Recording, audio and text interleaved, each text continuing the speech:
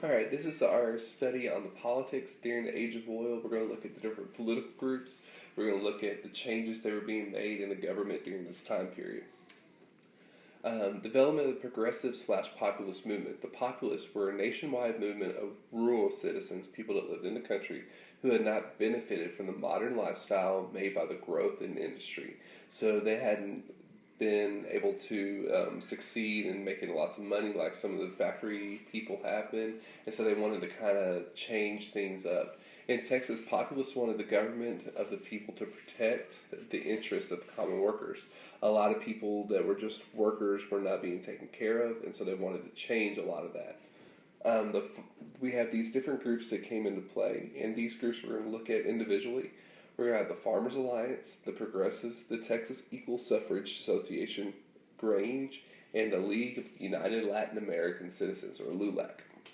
First, we're going to look at Farmers Alliance, formed with farmers, ranchers, and farm laborers and spread throughout South Texas, forming a political party in 1892 known as the People's Party or Populist Party. They demanded government regulation of businesses, public ownership of railroads, telephone, and telegraph lines, and the elimination of national banking system. So basically, they wanted to take away the government control of a lot of things, or the few people controlling everything, and give it to the government, and hopefully that would make a big difference. Instead of just a few people getting rich completely, it would spread out the wealth among everybody. Called for labor reform, a graduated income tax, and direct election of U.S. senators, so that way you vote and your vote counts against that U.S. senator, and that did get passed in the 17th Amendment. Supported the creation of public warehouses where farmers could store excess crops until prices increased.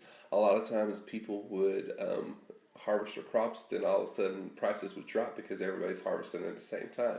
Now you could put them over to the side, hold them, and they'll still be good, but the prices will come up so that way people can make some more money and not go broke trying to feed their family.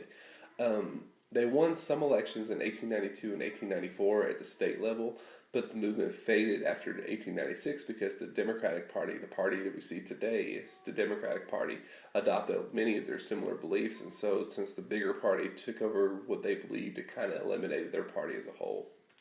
Next, the Progressives.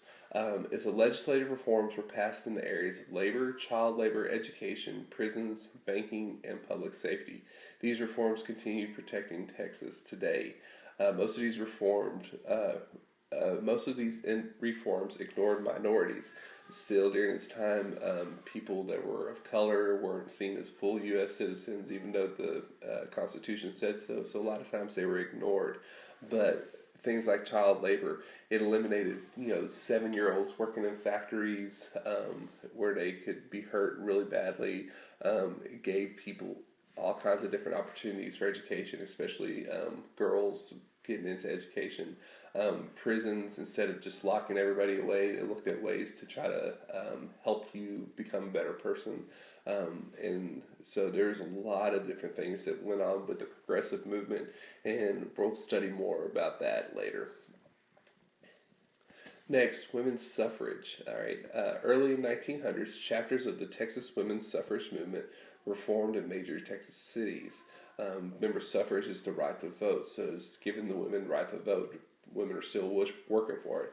August 18th, 1920, the 19th Amendment gave women the right to vote in the United States, so now they can vote everywhere. And in Texas, the group that was helping push for that was the Texas Equal Suffrage Association, and it campaigned heavily for the passage of this amendment. All right, so now the women have a right to vote as of August 18th, 1920.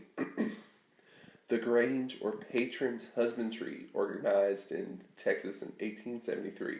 It offered cooperation in business, happier home lives, more social contact, and better educational opportunities. And this is mostly for people that lived in the farms, and it's a way to kind of connect people instead of being so isolated from everybody. Other movements that we have are the Texas Farmers Union. In 1902, a small newspaper editor from Point, Texas, organized this union after the failure of the Populist Party. They were active in agriculture and rural public policies. They've kind of faded away, but still have some say in things. The League of United Latin American Citizens, or LULAC, formed in Corpus Christi, support rights for Spanish-speaking people, right to vote, the right to basically exist. A lot of people were still against Hispanic people having a whole lot of control, and so this kind of helped them out. And then Jane McCullum, member of the Petticoat Lobby, which worked for education, prison reform, prohibition, that's the absence of alcohol in the United States, mother and child health, literacy, and the elimination of child labor. She was appointed as Secretary of State under Governor Dan Moody. So she did work in politics, and she worked to try to change all these things in the state of Texas. So that's all of our stuff for the political side. I think we have one last note said, and it's going to be just kind of looking at some of the stuff that happened around World War One. So go ahead and finish up your notes and finish up any other work that you need to work on.